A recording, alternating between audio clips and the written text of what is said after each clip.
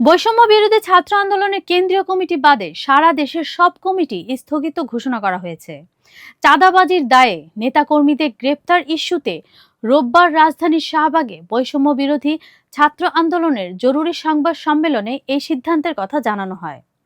সাবেক সমন্বয়ক ও বৈষম্য বিরোধী ছাত্র আন্দোলনের কেন্দ্রীয় কমিটির সভাপতি রিফাত রশিদ সন্ধ্যায় এই ঘোষণা দেন।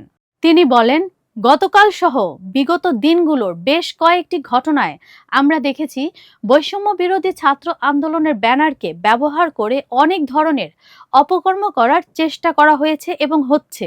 কমিটির আত্মপ্রকাশের দিনই আমরা সতর্ক করে দিয়েছিলাম যে এ ধরনের অপকর্ম বরদাস্ত করা হবে না। এরপরও বিভিন্ন মহল ও রাজনৈতিক দলগুলোর শেল্টারে অপকর্ম চলছে।